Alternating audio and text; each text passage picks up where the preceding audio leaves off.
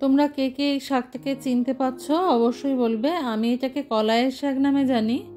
তোমরা যদি অন্য কোনো নামে জেনে থাকো অবশ্যই আমাকে জানাবে। তো এই কলাইয়ের শাকগুলো কী করে আমি রান্না করছি সেটাই তোমাদের সঙ্গে আজকে শেয়ার করব। কলাইয়ের শাকে শুধু নরম অংশ আর এই ডগাটা ভেঙে আমি বেছে নেব। বেছে নিয়ে ধুয়ে পরিষ্কার করে দেখো কুচি করে কেটে নিয়েছি। আরও ফাইন কুচি করলে আরও ভালো হবে। তো আজকে আমি যেভাবে শাকটা রান্না করছি সেটা তোমাদের সঙ্গে শেয়ার করলাম। কড়াইতে দিয়ে নিয়েছি সর্ষের তেল, কারণ রান্নাটা আমি সর্ষের তেলে করব। এবার কয়েকটা বড়ি আমি ভেজে নেব, যেটা আমি শাকের মধ্যে দেব পরে। বড়িটা ভাজা হয়ে গেলে আমি এটাকে তুলে নেব।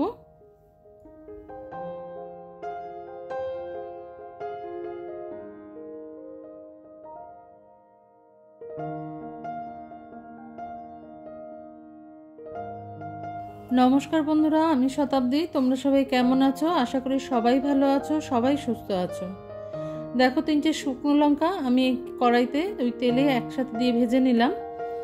ফোড়ন হিসাবে আমি দিয়ে দিলাম একটুখানি রসুন বাটা।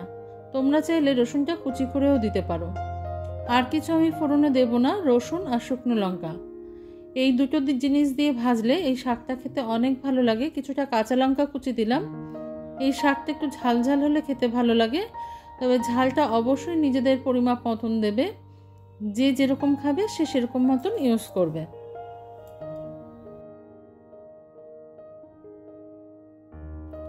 রসুন আর লঙ্কাটা যখন ভালো করে ভাজা হয়ে যাবে তখন আমি শাকটা অ্যাড করে দিলাম। এবার শাকটা দিয়ে আমরা কিন্তু বেশ ভালো করে নাড়াচাড়া করে নেব। শাকের রঙটা যাতে বজায় থাকে সেজন্য আমরা কিন্তু শাককে কোনো ঢাকা দেব না। এই শাকটা খুব কম সময়ের মধ্যে হয়ে যায় যদি কচি থাকে। তো দেখো আমি কয়েক মিনিট ধরে এটাকে ফুল আঁচেই কিন্তু নাড়াচাড়া করে নেব।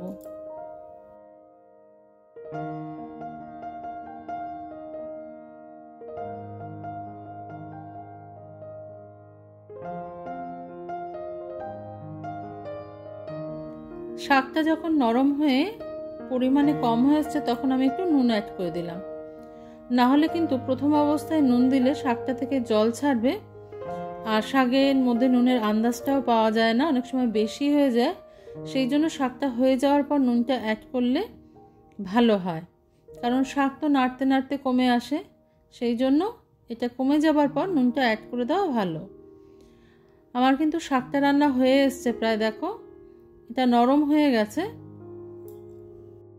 এবার আমি ভেজে রাখা বড়িগুলো এর মধ্যে অ্যাড করে দিলাম। একটা কিছু সাহায্যে ভেঙে দিলে ভালো হয়, আমি খুন্তি দিয়ে চেপে চেপে ভেঙে দেবো এটাকে। চ্যানেলে কোনো নতুন বন্ধু হয়ে থাকলে সাবস্ক্রাইব করে চ্যানেলটাকে পাশে চলে আসতে পারো। সেই জন্য তোমাদের ফুল ভিডিওটা দেখে নোটিফিকেশন বেল আইকনটা অন করে দিতে হবে। আমার শাকটা রান্না হয়ে গেছে, এটাকে আমি তুলে নেব একটা বাটিতে। ভালো লাগলে অবশ্যই একটা লাইক দিয়ে দেখবে।